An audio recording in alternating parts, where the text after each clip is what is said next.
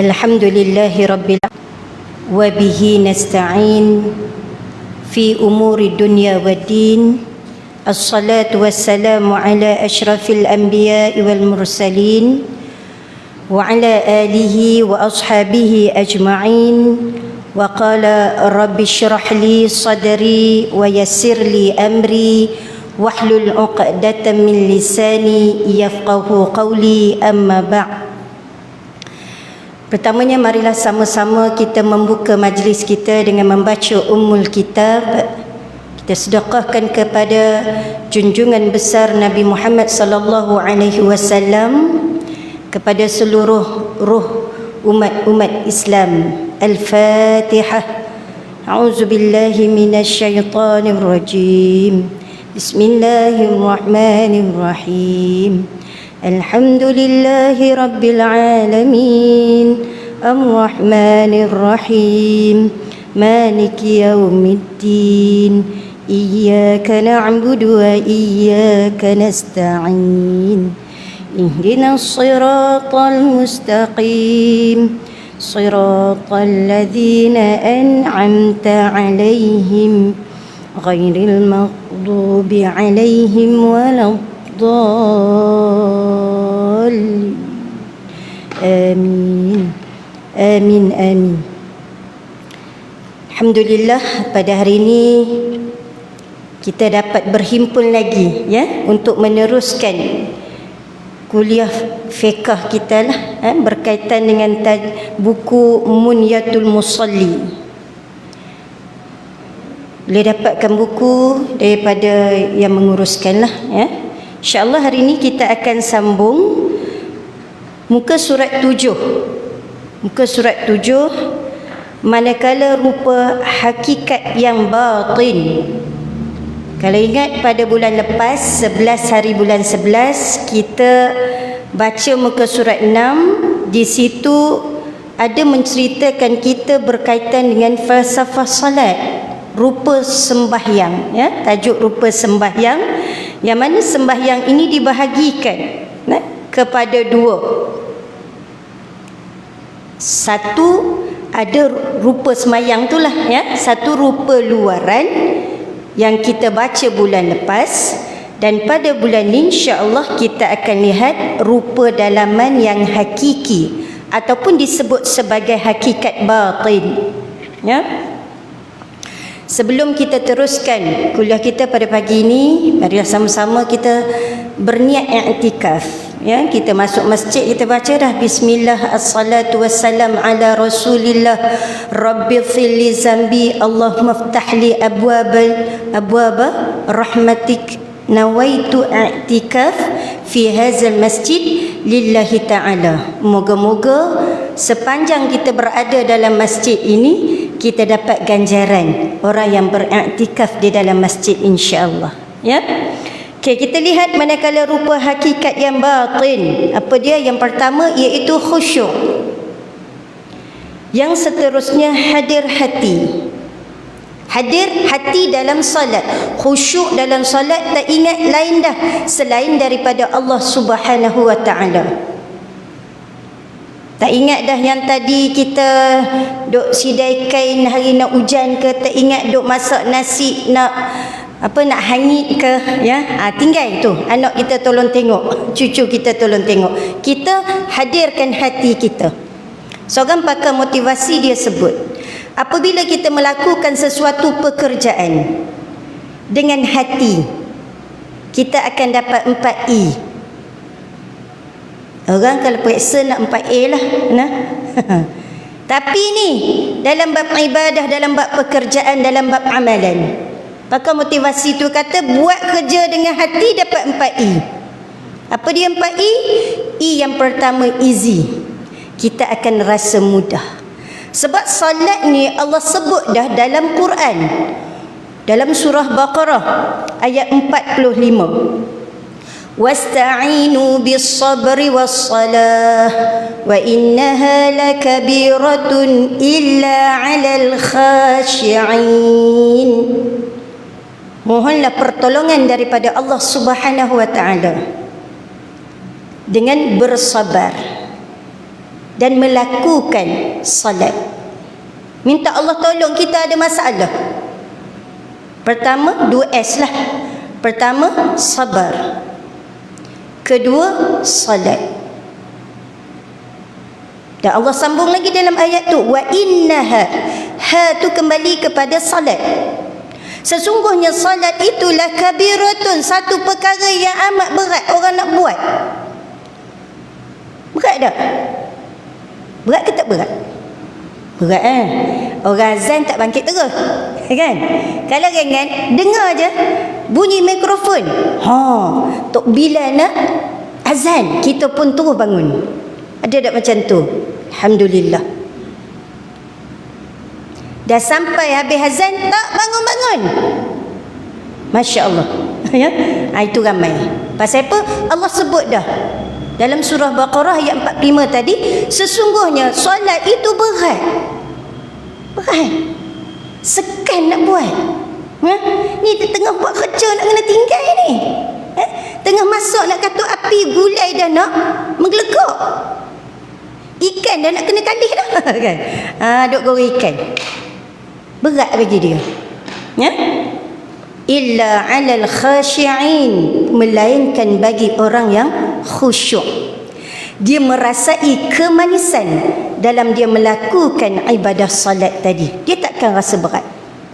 Ini macam mana dia hadirkan hati dia ketika dia salat. Jadi dia akan dapat yang pertama, dia rasa easy. Mudah je salat ni, tak payah pun. Ya? Yang kedua, dia akan rasa enjoy. Seronok salat ni. Sebab apa? Salat ini adalah waktu dan ketika seorang hamba itu berbicara dengan Tuhannya. Kita kalau boleh sembang dengan orang yang kita sayang, seronok tak? Seronok tak? Boleh sembangan suami, boleh sembangan mak ayah, ya, kalau anak-anak ni. Boleh sembang dengan BFF kita. Boleh sembang dengan kawan mengaji kita. Boleh sembang dengan jiran kita yang kita hari-hari duk tukar lauk dengan dia. Ya? Seronok tak? Seronok. Maka kalau kita solat dengan menghadirkan hati kita, kita akan rasa seronoknya untuk kita solat. Yang ketiga, kita akan dapat excellent. Solat kita adalah solat yang berkualiti. Solat kita dibuat dengan luaran, dibuat dengan dalaman. Solat kita jasadnya sempurna, yang macam disebut bulan lepas, solat tu tak ada jasad lah, ya. Tapi diumpamakan apa dia, syarat itu sebagai roh dia, rukun sebagai kepala dan badan yang kita baca bulan lepas tu lah, ya. Solat dia sempurna, tamam, ya. Itulah yang dia akan dapat hasil daripada dia solat dengan hati. Yang keempat, dia akan dapat pulangan. Pulangannya daripada siapa? Yakni daripada Allah Subhanahu wa taala. Dengan solat tadi kita tahu dah faedah solat. Sebelum ni kita tengok, innas salata tanha 'anil fahsya'i wal munkar. Sesungguhnya solat itu dapat mencegah kita daripada perbuatan fahsya dan juga perbuatan munkar. Yang saya dah cerita dah sebelum ni, beza di antara fahsyak dengan munkar. Dua-dua tu tak boleh buat. Dua-dua itu berkaitan dengan perkara larangan Allah Subhanahu wa taala. Ya, tapi fahsyak ini perkara mungkar yang orang tahu perbuatan itu mungkar. Kalau ada orang buat, orang lain akan tengok dia, tak baiknya dia ni buat benda tu mungkar. Contoh, minum arak. Contoh, main judi. Ya? Berbeza dengan fahsyak, itu fahsyak. Berbeza dengan mungkar. Orang tahu ini perkara yang haram, yang berdosa jika dia buat, tapi dah jadi kebiasaan dalam masyarakat. Contoh, free hair. Ada tak orang tengok orang yang free hair itu dengan pandangan, ya Allah, dia ni buat perkara mungkar. Biasanya tidak kan? Orang akan tengok sebagai biasa. Belum dapat hidayah katanya kan. Saya belum ikhlas, saya nak buat benda dengan ikhlas. Masya Allah, itu salah konsep ikhlas. Almarhum Tuan Guru Harundin ada sebut, beramallah kita, lakukanlah ibadah sampai kita ikhlas. Bukan makna bila dah ikhlas tak payah buat. Ya, semayang lagi tak ikhlas, dah ikhlas semayang tak payah semayang, tak, bukan makna macam tu. Walaupun kita rasa belum ikhlas lagi nak buat ni, belum bersungguh-sungguh nak buat je, sehingga Allah hadirkan rasa ikhlas di dalam hati kita. Kita akan rasa kemanisan dalam kita melakukan sesuatu ibadah. Ya, okey. Kemudian sempurna ikhlas. Kena buat solat ini dengan betul-betul ikhlas. Ini maksud hakikat yang batin bagi solat. Rendah diri. Yang ni sat lagi ada huraiannya dalam muka surat 9. Ya. Memahami makna semua bacaan, tafahum, faham makna yang kita baca Allahu Akbar, Sami'allahu liman hamidah. Ya. Apa lagi yang kita baca semua? Kita baca Fatihah, kita baca selawat, kita baca zikir, apa tasbih dalam solat, semua kita faham. Yang ni nanti kita akan lihat di dalam muka surat 48. Ada diceritakan makna-makna bacaan dalam solat. Ya. Okey. Dan tasbih, kita faham tasbih kita, subhana rabbiyal a'la wa bihamdih, subhana rabbiyal azim wa bihamdih. Ya, kita faham makna dia. Dan lain-lain tanggungjawab, yakni perlakuan sembahyang yang batin. Makna tanggungjawab itu adalah perlakuan sembahyang yang batin. Kena hadirkan hati. Ya. Dengan kata lain, rupa luaran sembahyang itu adalah bahagian badan dan anggotanya. Cuba bayangkan kalau satu jasad ada badan saja, tidak ada kepala. Sempurna tak? Tak sempurna. Matilah. Orang ni kalau dia tak ada kepala, dia mati. Betul tak? Tapi kalau tak ada sebahagian anggota badan, mati ke tak mati? Tak mati, boleh hidup lagi, tapi tidak sempurna namanya. Ya, kita nak solat kita sempurna. Manakala rupa dalamannya adalah bahagian hati dan rahsianya. Hati kita kena hadir dalam solat. Ya? Dan kita kena tahu rahsia-rahsia kelebihan-kelebihan solat itu sendiri. Inilah tempat yang menjadi perhatian Allah pada hamba-Nya. Innallaha la yanzuru ila suwarikum wa amwalikum walakinnallaha yanzuru ila qulubikum wa a'malikum atau kama qala. Ya, hadis Nabi sallallahu alaihi wasallam yang membawa maksud sesungguhnya Allah tidak menilik, bukan menjadi telikan Allah, ya, pada apa? Suwarikum, rupa paras, comel ke tak comel ke, hidung mancung ke tak mancung ke, putih ke tak putih ke, itu bukan ukurannya. Wa amwalikum, harta kamu, itu bukan ukurannya. Ya, tetapi apa yang dinilai oleh Allah Subhanahu wa taala, walakinnallaha yanzuru, apa yang Allah lihat? Ila qulubikum, hati kamu.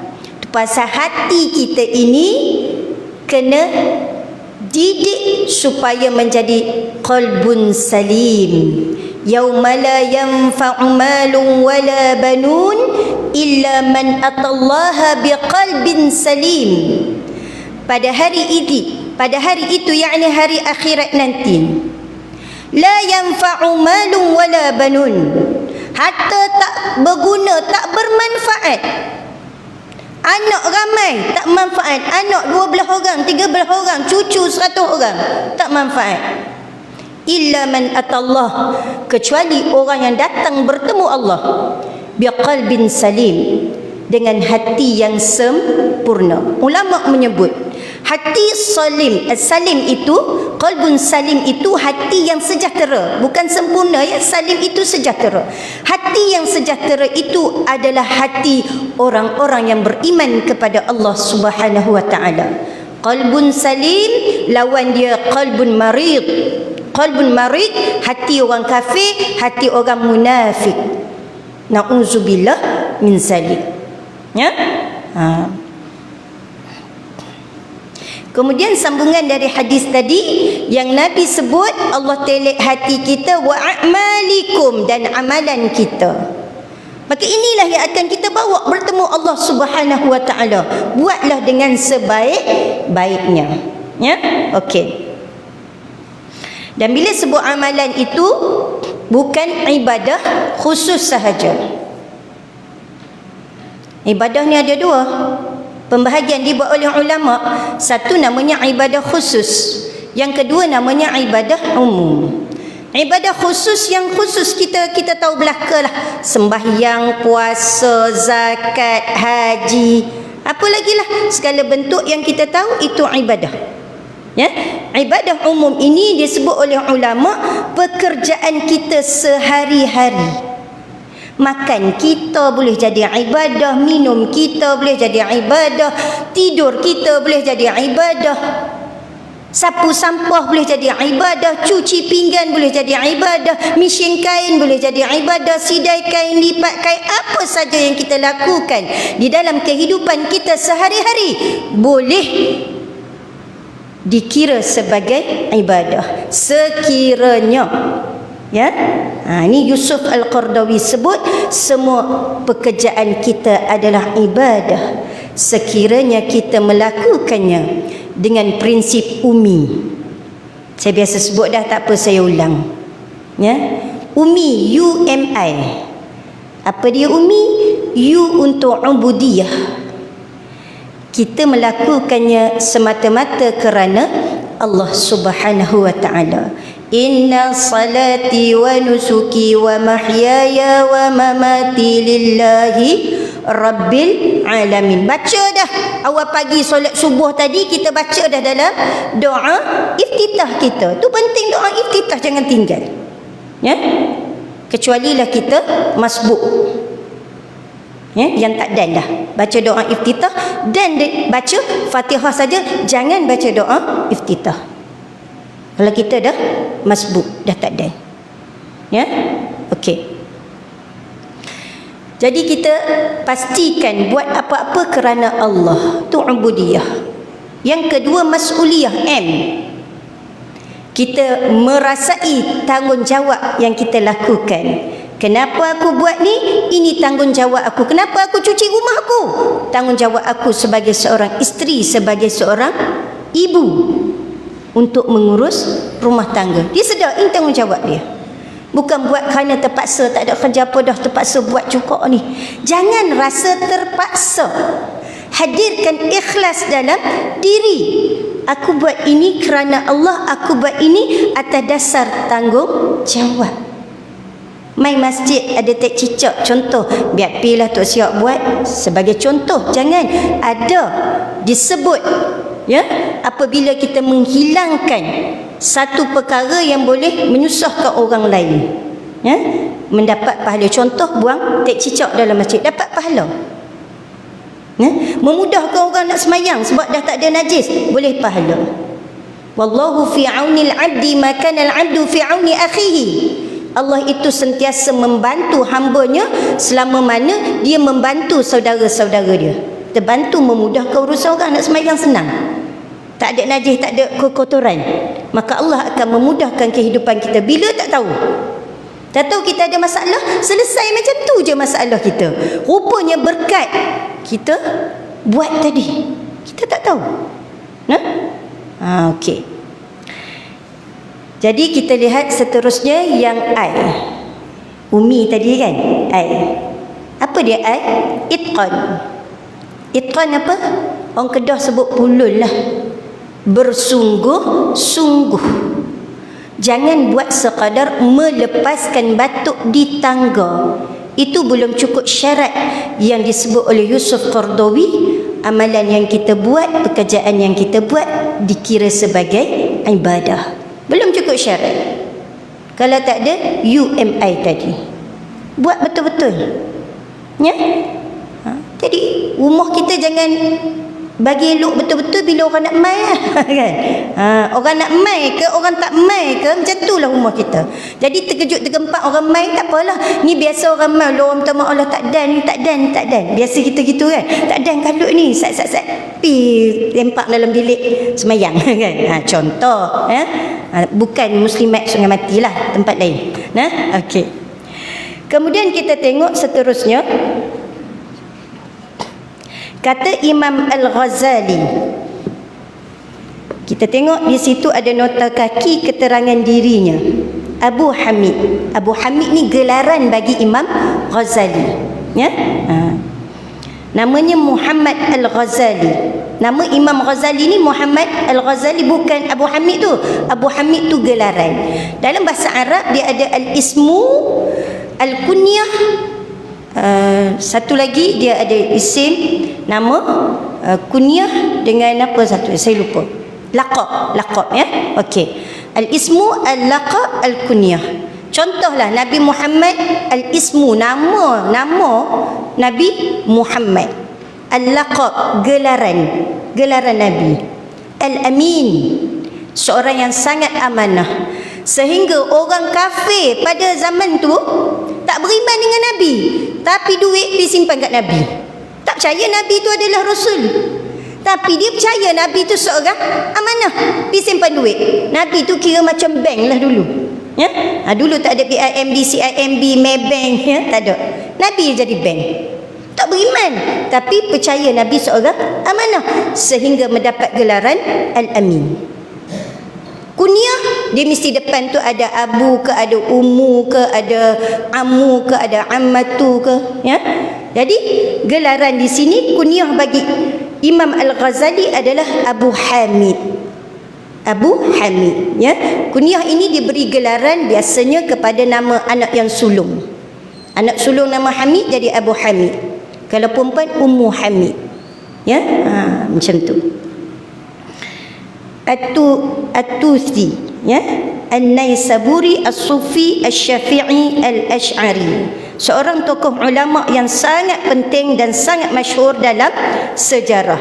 Okey. Yang mana Imam Al-Ghazali ini seorang faqih. Faqih ni maksud dia, kalau tengok perenggan baris yang ketiga, ya, saya tak baca semualah. Baris yang ketiga, seorang yang faqih. Apa makna faqih? Sangat dalam ilmu pengetahuannya. Kalau alim, orang yang ada ilmu saja. Tapi bila sebut faqih, seorang yang sangat dalam ilmu pengetahuan berkaitan dengan hukum hakam, ilmu fiqh lah, ya. Okey. Usuli, ulama usul juga, ya. Tauhid, ilmu tauhid. Dan filosof ni falsafah lah, ya. Okey. Banyaklah gelaran yang diberi kepada Imam Al-Ghazali, di antaranya Hujjatul Islam. Gelaran yang masyhur namanya adalah Hujjatul Islam, ya. Okey. Kemudian seterusnya kita lihat apa yang disebut oleh Imam Al-Ghazali. Ada dua perumpamaan dibuat di sini. Yang pertama, umpama orang yang mengerjakan sembahyang dengan rupa luaran sahaja, tetapi lalai daripada hakikatnya yang batin, diumpamakan sebagai satu orang yang telah menghadiahkan dayang yang telah mati, yang tiada roh lagi, kepada raja yang amat besar darjatnya. Ya?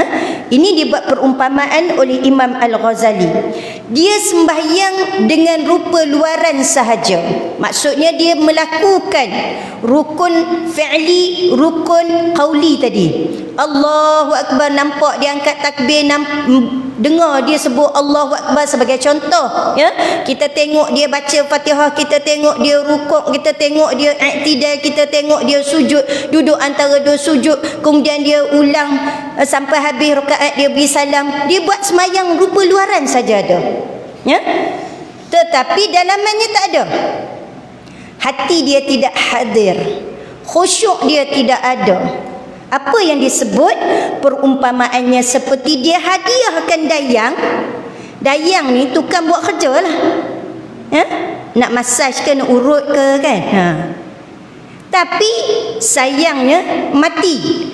Dia hadiah orang, tapi orang tu mati. Roh tak ada, jasad je ada, roh tak ada. Pada siapa? Kepada raja yang amat besar derajatnya. Raja ni seorang yang kita perlu hormat. Patutnya bila nak bagi hadiah, kena bagi hadiah yang terbaik. Baik dah, tapi masalahnya jasad tu tidak ada roh. Dah lah jadi tak baik. Nak bagi nak bagi dayang ni mesti orang yang terbaik lah, orang yang pandai buat kerja, yang lengkap serba-serbi. Elok dah tengok luaran, tapi sayangnya tak ada roh. Bila tak ada roh, terus jadi tak baiklah hadiah tu. Betul tak? Itu perumpamaan yang pertama. Yang kedua, manakala orang yang mengurangkan dalam mengerjakan rupa zahir sembahyang itu, maksud mengurangkan ini dia cuai. Dia cuai.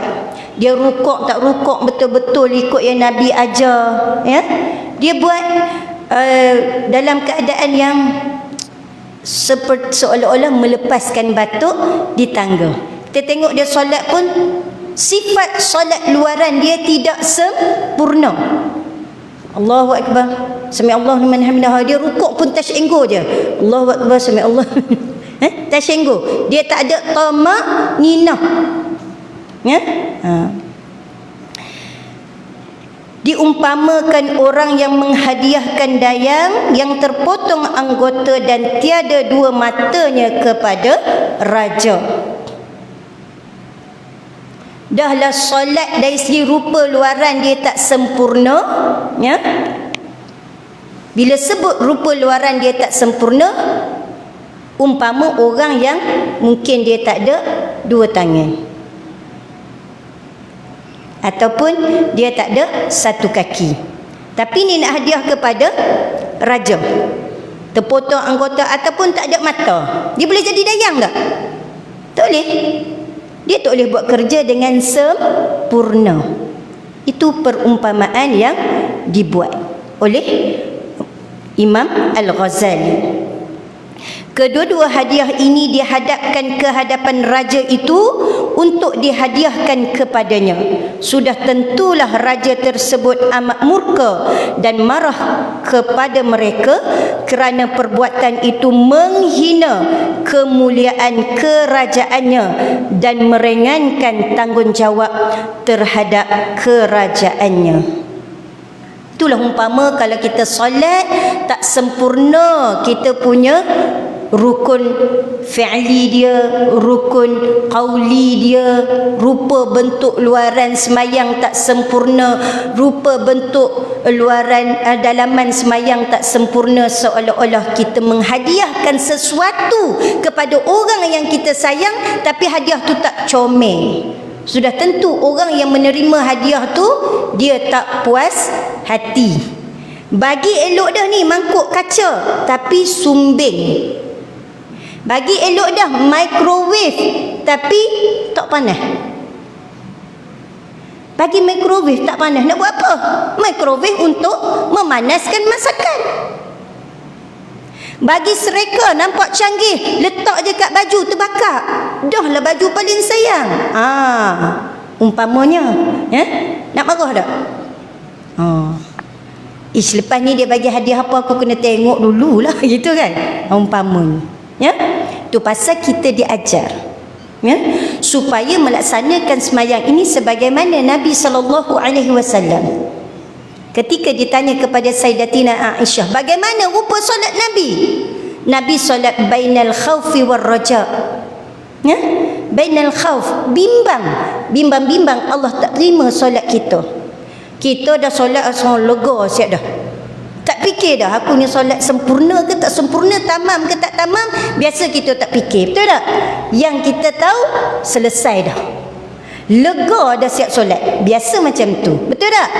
Ada tak bainal khauf, bimbang Allah tak terima, war raja, mengharapkan supaya Allah terima kita punya solat? Kena ada macam tu.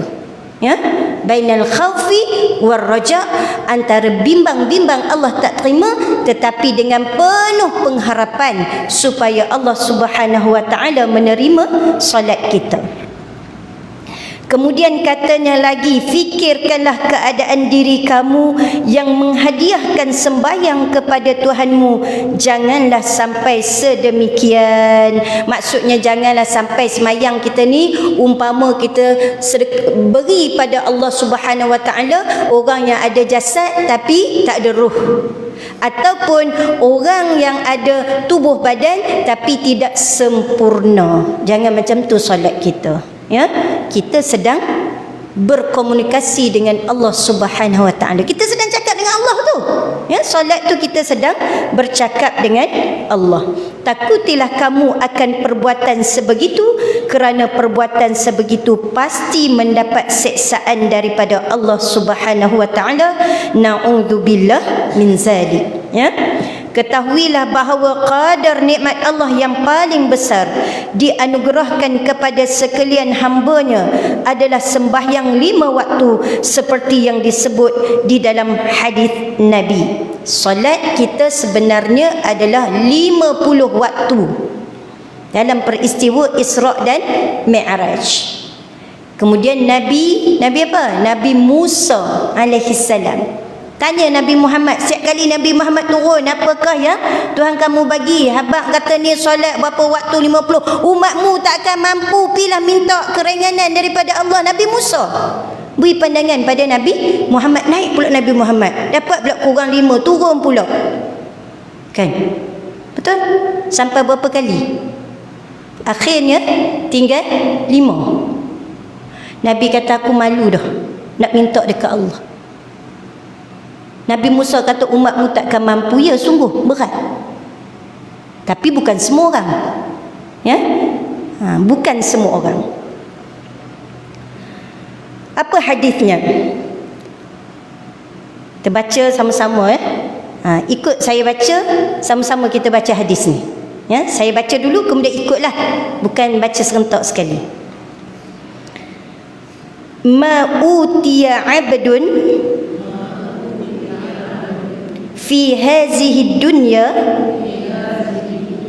khairan lahu min an yu'zana lahu fi rak'ataini yusallihima. Okey, ra tu sepatutnya dia rapat dengan huruf kaf.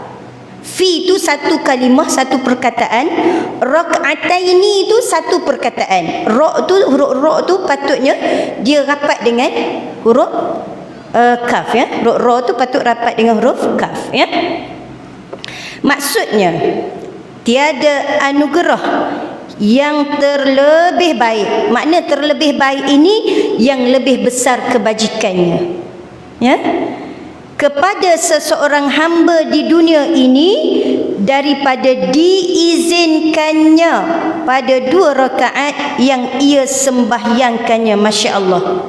Kita tengok dalam hadis ini, Nabi SAW menggunakan perkataan an yu'zana lahu, diizinkan. Ulama hadis memerhatikan perkataan yang dipilih oleh Nabi. Kenapa Nabi pilih diizinkan? Sedangkan solat itu perkara simple. Kita nampak simple je. Betul tak? Tak payah bayar pun nak solat. Adakah? Kat sini tabung, nak solat mesti boh dulu. Tak boh tak boleh solat. Adakah? Tak ada. Nak solat kena undi dulu tempat nak solat. Ataupun nak solat dia kena booking dulu. Esok nak solat subuh dia booking kat Tok Imam siap-siap. Tok Imam jangan lupa tempat saya satu. Kena booking tak? Tak payah. Ya? Tapi kenapa ramai orang tak solat? Nampak? Nampak tak? Sehingga Nabi memilih perkataan diizinkan. Ya. Kerana kita dapat solat, kita dapat hadirkan hati dalam solat, kita dapat mai dengar kuliah, kita dapat buat apa-apa, semuanya dengan izin daripada Allah Subhanahu wa taala. Tubuh badan dia sasa pun, orang panggil dia abalong kawasan pun, kalau Allah tak izin, dia tak solat dah. Sebab dia tidak berusaha untuk ke arah itu. Nampak? Nah? Contoh serupa juga solat jemaah. Orang tahu ganjaran pahala dia 27 kali ganda. Dia solat sekali ya, tapi macam dia solat 27 kali. Masya Allah, hebat. Orang tahu tak? Tahu. Tapi adakah semua orang berebut nak solat jemaah? Subuh hari Jumaat saya nak tanyalah. Mungkin saya rasa memang kalau yang solat kat rumah tu dia tak solat dah sujud sejadah. Kat masjid, kat surau pun dia solat sujud sejadah. Kalau nisbah masjid ni, subuh Jumaat berapa saf? Penuh tak? Sama tak macam solat Jumaat? Sama tak? Tak. Tak. Pasal apa? Siapa orang tak berebut pun. Kalau kita main lewat nak solat jemaah, ada tempat kat kita, ada tak tempat kita nak solat atau kita kena solat kat luar tu? Ada tempat tak? Ada je. Sampai tu imam nak bagi salam pun kosong lagi. Betul tak? Orang tahu tak kelebihan. Tapi kenapa tak rebut? Kita tengok. No? Apabila kita diberi izin oleh Allah, ya, merasai kenikmatan dalam kita beribadah, kita kena syukur pada Allah. Bukan semua Allah anugerahkan kepada semua, bukan semua orang dapat. Alhamdulillah ya Allah, hari ini aku dapat solat subuh. Alhamdulillah ya Allah, hari ini aku dapat solat duha. Alhamdulillah ya Allah, Engkau izinkan aku untuk mai dengar kuliah. Itu semua dengan izin Allah. Itu semua nikmat yang Allah bagi pada kita, anugerah yang Allah bagi pada kita, bukan pada yang lain. Alhamdulillah. Moga nikmat yang Allah bagi ini kita akan konsisten dengan dia, istiqamah. Allah bagi lagi. Ya, selama mana ada kesungguhan dalam kita melaksanakannya. Kemudian kita lihat sebagai contoh lagi, kenapa hadis ini menyebut anugerah yang terlebih baik tu bila orang tu dapat solat. Contohlah dalam solat qabliyah subuh. Qabliyah subuh. Solat subuh.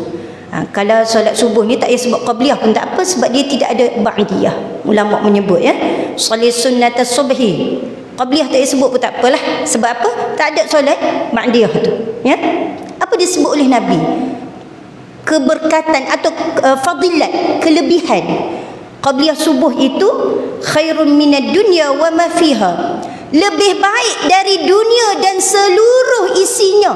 Kalau kita dapat solat subuh, sunat sebelum subuh tu, Masya Allah. Tapi berapa ramai orang yang tak buat pun. Dia tahu tak? Tahu, tapi dia tidak buat atau dia tidak merebut untuk buat. Betul tak? Cuba wajibkan diri kita untuk kita buat. Bila kita wajibkan diri kita untuk kita buat 40 hari, insya-Allah jangan tinggal, kita akan rasa mudah untuk buat sunat-sunat yang solat lain. Zuhur, qabliyah zuhur, ba'diyah zuhur, qabliyah asar, ba'diyah maghrib, qabliyah isya, ba'diyah isya. Insya-Allah Allah akan rasa mudah untuk kita. Mula dengan qabliyah subuh ni dulu. Istiqamah dengan qabliyah subuh dulu. Ya. Dan ulama menyebut juga di antara solat yang ditekankan oleh Nabi sallallahu alaihi wasallam, dua waktu. Pertama solat sunat duha. Ya. Ulama membicarakan Rasulullah memang menekankan buat solat duha. Kenapa? Kerana waktu ni manusia sedang sibuk bekerja. Walaupun dia sedang sibuk dengan urusan dunia, tetapi dia tetap meluangkan masa dia untuk solat duha, bertemu Allah Subhanahu Wa Taala dalam solat duha dia. Yang kedua, solat tahajud. Kerana waktu tahajud itu waktu orang ramai manusia sedang seronok tidur, tapi dia bangun untuk bertemu Allah Subhanahu Wa Taala. Ini disebut oleh ulama dua solat sunat yang Nabi banyak cerita bab kelebihan-kelebihan yang Nabi tekankan supaya kita cuba istiqamah. Walaupun 2 rakaat, dapat 4 alhamdulillah, dapat 6 alhamdulillah, dapat 8 alhamdulillah. Tapi janganlah kita seorang yang bekerja, ya, kerja kita pula bahagian reception sebagai contoh, ya, bahagian apa, duduk di kaunter, kita hentam pergi solat duha sampai 8 rakaat. Orang tunggu, mana dia ni duduk kat reception ni, tak ada ni. Dia nak cepat pula kan. Yang kawan tu pergi surau solat duha, siap pakai telekung lagi kan. Tengoklah, buat mengikut kadar kemampuan yang kita boleh buat dengan suasana pekerjaan kita. Itu pun tanggungjawab juga, ya. Tanggungjawab kita dengan majikan kita. Tak boleh buat halah-balah. Okey. Kemudian sambungan lagi, ikut saya baca hadis ni, insya-Allah sama-sama, moga kita dapat manfaat bersama, ya. Fa fiha yahsulu lahul khalwatu ma'ahu wal infiradu bihi wal mujalasatu lahu wal inqita'u ilaihi. Okey, wal inqita'u ilaihi tu ain tu sepatutnya dia rapat dengan al inqita' tu, ya. Itu satu perkataan. Ilaihi itu satu perkataan yang lain, ya. Okey. Wa fiha turfa'u an qulubihim al hujubu wal astaru wa tujla fiha haqa'iqul asrari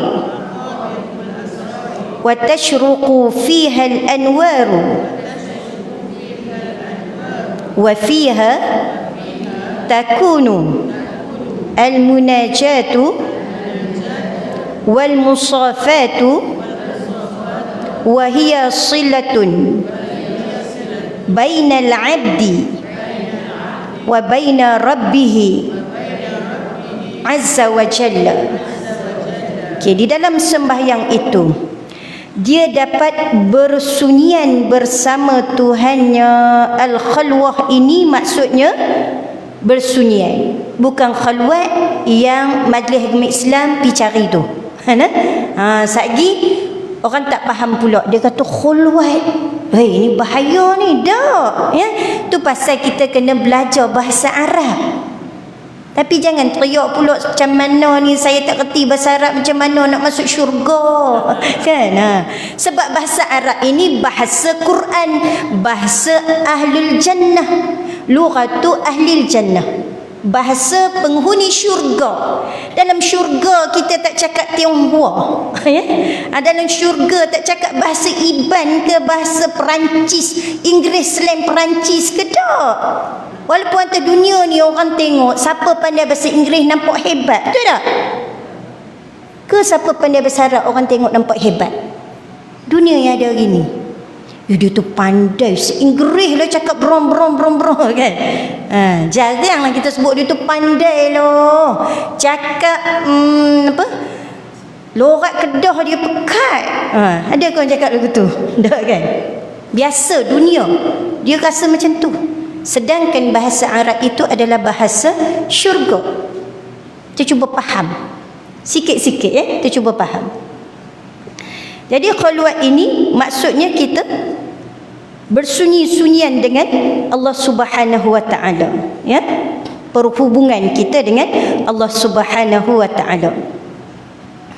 Kemudian kita lihat lagi mengasingkan diri. Okey.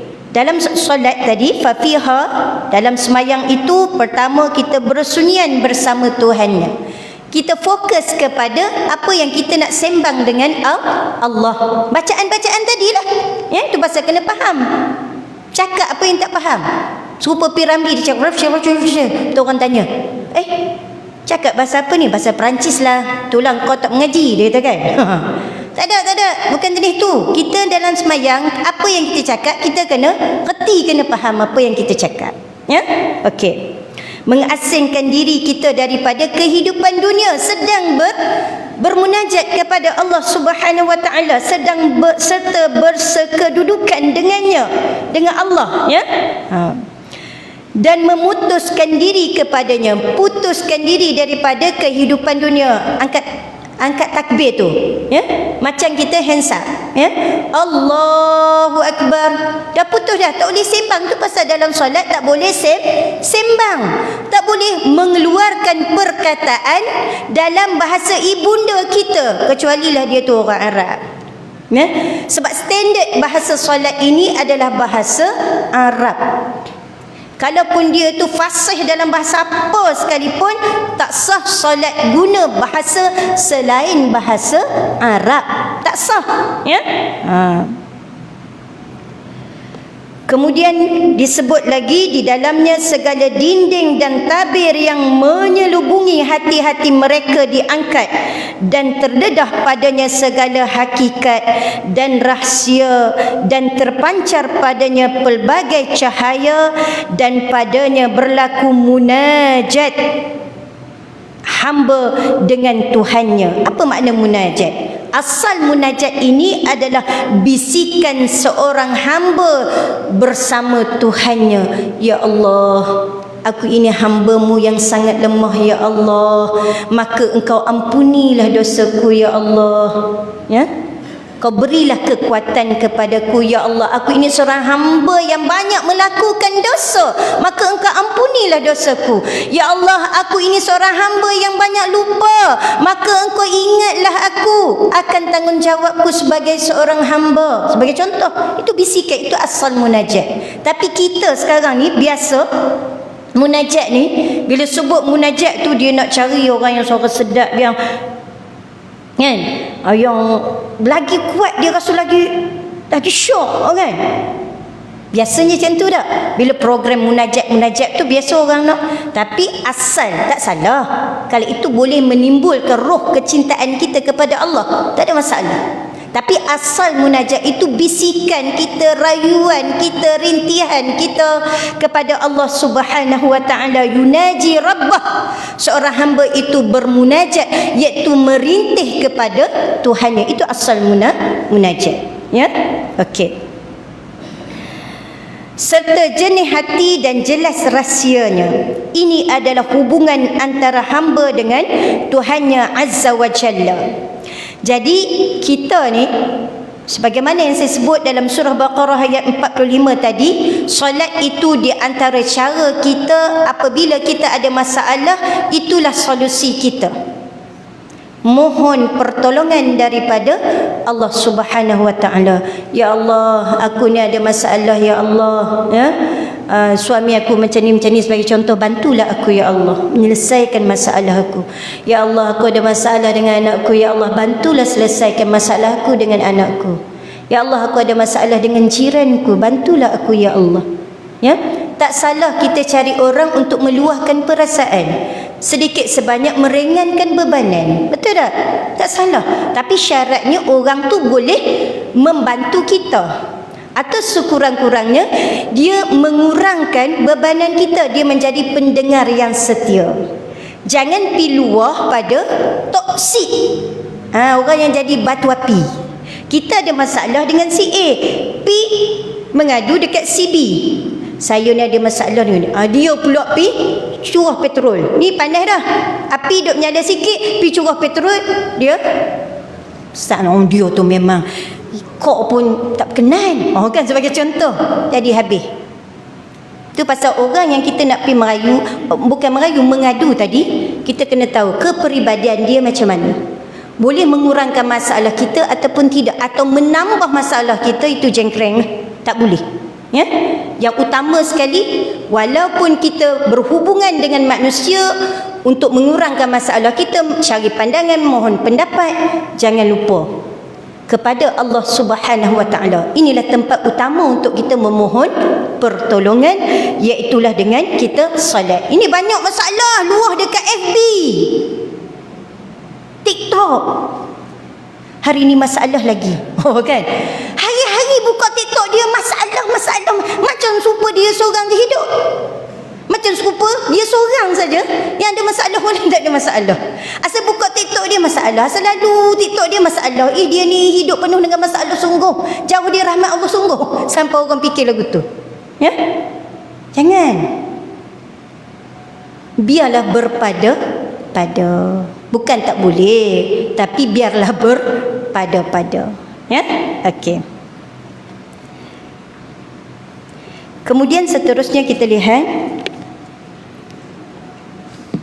kelebihan sembahyang. Tengok sikit kelebihan sembahyang. Muhammad bin Ali At-Tirmizi Al-Hakim. Siapa dia? Siapa dia ni? Rahimahullah. Ha?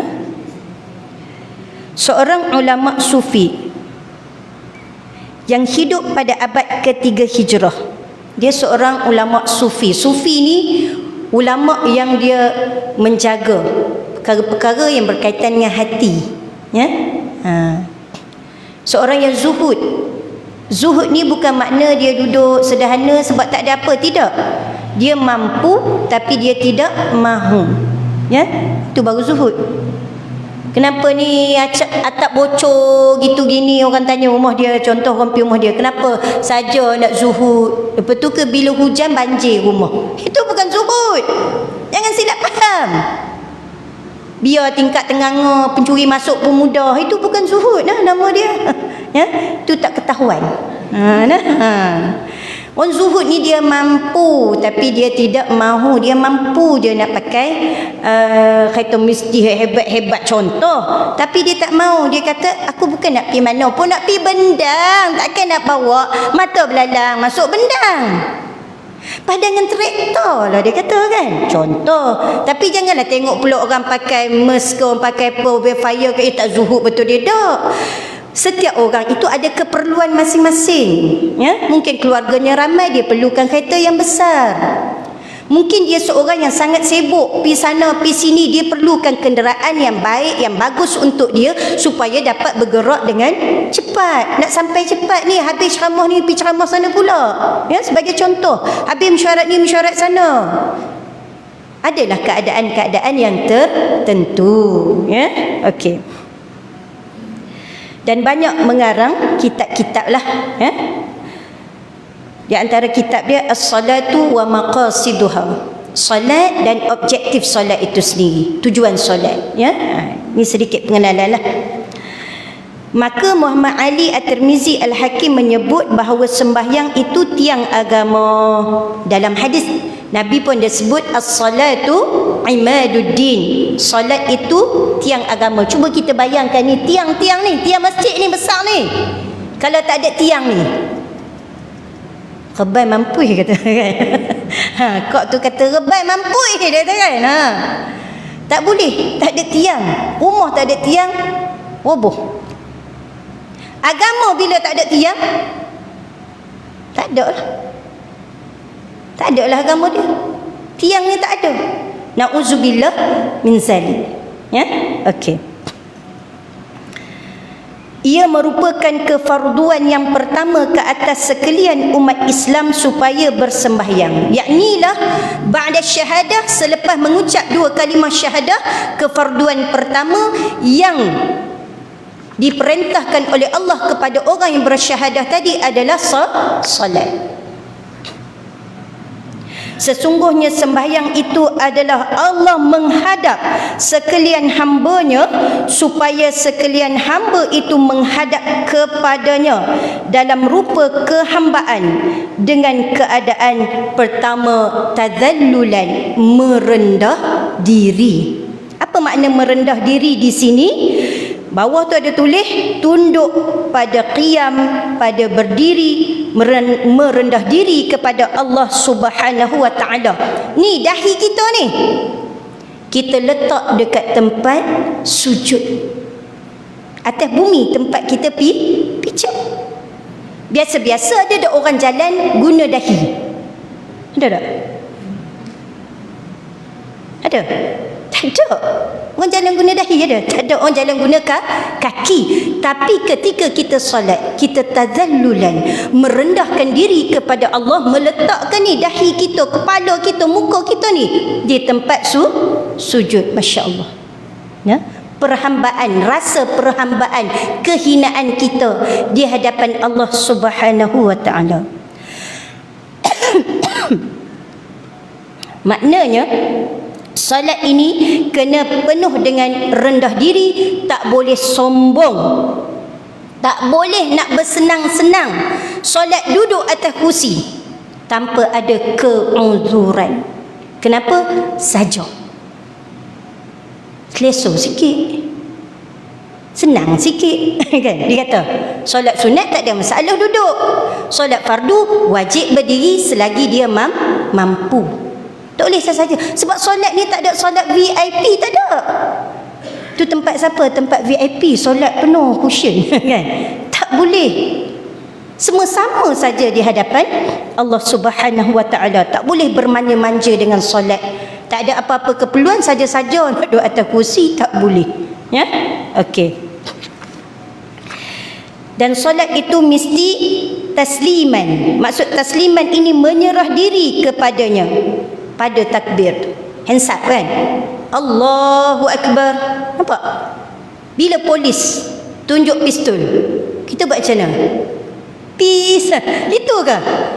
Polis duk tunjuk pistol kat penjenayah, penjenayah buat peace, ajak berdamai. Gitu ke kita tengok? Kalau dalam TV ke betul-betul? Tak ada. Dia mesti menyerah diri. Betul tak? Kita pun tasalluman, menyerah diri kepada Allah Subhanahu wa taala, tasliman. Ya. Yang ketiga, tabadzulan, iaitulah menghina diri dengan pujian kita, bacaan kita. Ya. Bila kita memuji Allah, bermakna kita menghina diri kita di hadapan Allah, bukan di hadapan sesama manusia. Tak boleh.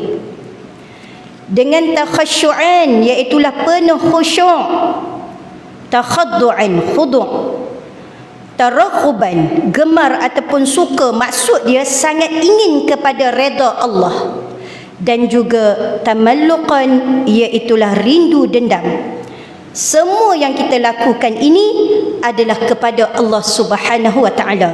Inilah dinamakan sebagai falsafah solat. Solat pun kena ada falsafah. Jangan sesama manusia je berfalsafah, dengan Allah pun kena berfalsafah. Jadi saya rasa cukuplah sedikit sebanyak. InsyaAllah kita akan sambung lagi. Ya.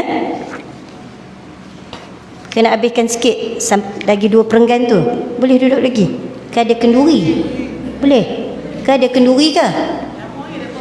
Lama lagi. Tak boleh lah saya ada kenduri 2. Okey, sikit lagi. Sambung dua perenggan. Wukuf, yakni qiyam atau berdiri itu rupa bagi merendah diri. Takbir itu rupa bagi menyerah diri. Ya? Qiyam tu kita duduk, ataupun kita berdirilah. Duduk maksudnya duduk diam-diam. Ada tak orang solat Allahu Akbar? Contoh ya. Allahu Akbar. Sami Allahu liman hamidah. Allahu Akbar. Allahu Akbar. Sami Allahu liman hamidah. Sorry, tersilap. Habis dia solat sini, habis solat dia duduk sini. Ada tak? Ada tak? Ada tak? Tak ada. Solat tu kena duduk setempat. Cuba kita tengok. Budak kena marah dengan mak dia, ataupun pelajar kena marah dengan guru dia. Dia biri duduk cokong situ ke, ataupun dia kena marah tu dia lagi. Biri duduk je. Betul tak? Kita pun macam tu lah. Ya? Duduk di hadapan Allah Subhanahu wa taala, bukan makna Allah marah kita, tapi sebagai tanda penghormatan kita kepada Allah Subhanahu wa taala. Nampak tak? Duduk diam. Tak ada orang sembahyang bergerak-gerak kecuali dia solat jemaah. Ada yang terbatal keluar, maka dia boleh berenjak. Itu pun tidak boleh berturut-turut 3 kali. Ya? Dia renjak, dia berhenti sekejap, dia berenjak. Ya? Itu kena faham juga. Takbir itu rupa bagi menyerah diri. Pujian dan bacaan itu rupa bagi menghina diri. Bila kita puji Allah, Alhamdulillahi Rabbil Alamin, segala puji bagi Tuhan sekalian alam. Aku pujimu ya Allah, aku ni hamba yang hina saja. Wa khuliqal insanu dha'ifa. Allah cipta manusia itu dengan penuh kelemahan. Dhaif, lemah, tak ada apa. Ya? Kita puji Allah menunjukkan kita merasai kehinaan, kelemahan diri kita. Rukuk itu rupa bagi khuduk.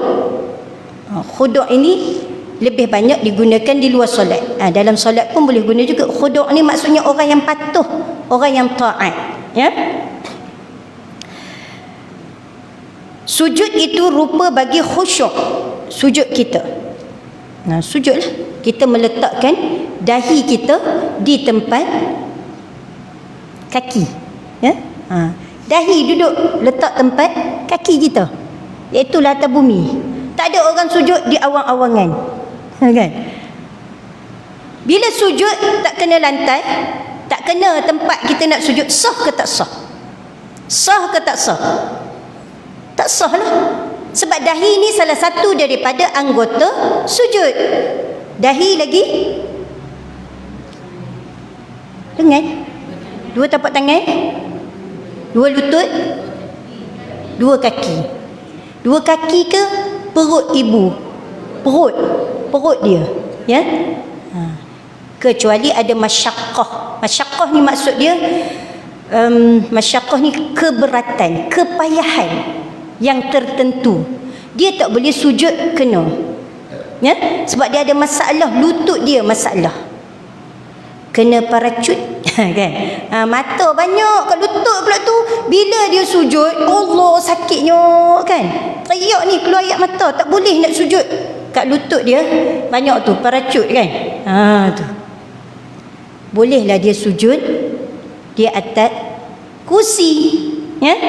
Maksudnya dia tak kena kepada lantai. Adalah itu cara dia, nanti kita belajar insya-Allah. Bukan belajar tahu dah belaka, kita tengok semula. Julus ni maksudnya duduk antara 2 sujud. Itu rupa bagi gemar dan tasyahud. Tasyahud kita apa dia? Kita baca tahiyat, ya? Asyhadu an la ilaha illallah, tasyahud kita ada dalam tahiyat kita. Ya? Rupa bagi rindu dendam. Maka sekalian hamba menghadap Allah, supaya Allah menghadap mereka dengan tarahum. Apa makna tarahum? Belas kasihan, lemah lembutnya dan menghampiri mereka. Allah belas kasihan kat kita, Allah lemah lembut dengan kita, Allah pun datang dekat kepada kita kerana kita menghampirkan diri kepada Allah Subhanahu wa taala. Ya? Ini perbahasan istilah-istilah dia lah dari segi sudut maknawiyah dia. Sesungguhnya tiada suatu pekerjaan agama yang lebih besar daripada itu. Nabi Muhammad sallallahu alaihi wasallam bersabda, maksudnya sembahyang itu nur. Kat bawah tu ada ya. As-salatu nur was-sadaqatu burhan. Salat itu adalah cahaya. Sedekah itu burhan. Apa makna burhan? Tanda seseorang itu beriman. Bukan senang duit kita nak pibuh tabung masjid. Bukan senang duit kita nak pi bagi ke orang lain. Senang ke? Oh, tak senang. Aku kerja susah-susah nak pi bagi ke orang.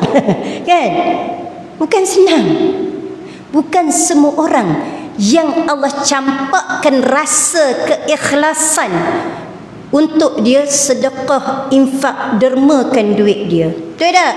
Ada orang yang tabung lalu dia buat-buat terpejam. Lepas dah kan, buka mata balik. Ada orang yang dia masuk masjid cari mana tabung. Betul tak? Ada orang yang bila pergi program ditanya penganjur, tak buat kutip derma ke? Kat Palestin ke? Duit makan ke? Kan? Ada orang jadi tu. Dia tahu masjid nak buat kenduri, dia pergi jumpa Tok Imam. Tok Imam ni saya nak tumpang kenduri. RM10. Contoh, RM10 cukup kena buat kenduri? Tak cukup. Tapi padanlah mungkin RM10 tu boleh beli kopi, boleh beli gula. Macam itulah orang yang hatinya sentiasa nak bersedekah. Ya? Terutama sedekah subuh. Antara kelebihan sedekah subuh ini, kita dilindungi daripada mati terkejut. Sedekah subuh tak pergi? Kalau belum, tu ada tabung masjid. Dan sabdanya lagi, hadis ini tadi dikeluarkan oleh Muslim, akhrajahu Muslim, ya. Hadis daripada Abi Malik Al-Asy'ari. Dan sabdanya lagi, maksudnya Allah sentiasa menghadap hambanya dengan mukanya selama hamba itu kekal di dalam sembahyangnya, dan Allah menetapkan mukanya kepada seseorang itu selama dia kekal menghadapnya. Masya Allah, ya. Hebatnya salat ini, sehingga salat ini disebut sebagai apa yang Nabi sebut, anugerah yang terbaik yang Allah kurniakan kepada hambanya. An yu'zana lahu, yang Allah izinkan kepada orang itu untuk melaksanakannya. Banyaklah kita berdoa kepada Allah Subhanahu wa taala sebagaimana doa yang diajar oleh baginda Nabi sallallahu alaihi wasallam kepada Muaz bin Jabal. Nabi kata, Muaz, engkau jangan tinggal doa ni setiap kali lepas engkau solat. Allahumma a'inna ala dzikrika wa syukrika wa husni ibadatik. Ya Allah, bantulah kami ala zikrika, untuk sentiasa mengingatimu, wa syukrika, sentiasa mensyukuri nikmat-nikmatmu, wa ala husni ibadatik, untuk melakukan perbuatan yang terbaik sekali ketika beribadah kepadamu. Sebab ada orang yang semayang buat sambil lewa, ada orang yang buat kerja sambil lewa. Kita tak mau macam tu.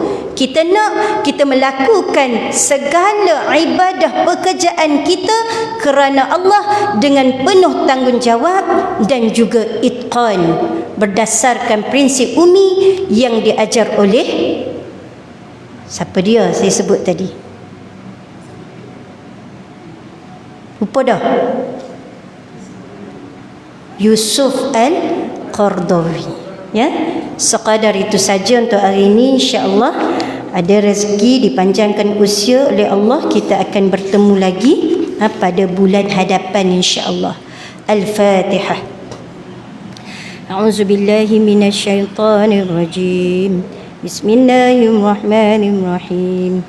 Alhamdulillahi rabbil alamin. Ar-Rahmanirrahim. Maliki yaumiddin. Iyyaka na'budu wa iyyaka nasta'in. Ihdinas siratal mustaqim. Siratal ladzina an'amta 'alaihim ghairil maghdubi 'alaihim waladdallin. A'udzu billahi minasyaitonir rajim. Bismillahirrahmanirrahim.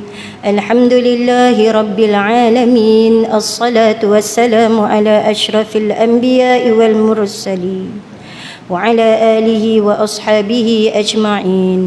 Rabbil ighfir lana warhamna wa tub alaina. Allahumma a'inna ala dzikrika wa syukrika wa husni ibadatik. Allahumma inna nas'aluka ilman nafi'a wa qalban khashi'a wa amalan mutaqabbala. اللهم اجعلنا من الذين يستمعون القول فيتبعون أحسنه. اللهم اجعل جمعنا هذا جمعا مرحوما وتفرقنا من بعده تفرقا معصوما. اللهم إنا نجعلك في نحور أعدائنا ونعوذ بك من شرورهم. اللهم بدد شملهم وفرق جمعهم وشتت كلمتهم وزلزل أقدامهم وسلط عليهم كلبا من كلابك يا قهار يا جبار يا منتقم. اللهم يا منزل الكتاب ويا مجري السحاب ويا هازم الأحزاب اهزمهم وانصرنا عليهم. وصلى الله على سيدنا محمد وعلى آله وصحبه وبارك وسلم والحمد لله رب العالمين. تقبل الله منكم. سبحانك اللهم وبحمدك أشهد أن لا إله إلا أنت أستغفرك وأتوب إليك. بسم الله الرحمن الرحيم. والعصر إن الإنسان لفي خسر إلا الذين آمنوا وعملوا الصالحات وتواصوا بالحق وتواصوا بالصبر. السلام عليكم ورحمة الله وبركاته.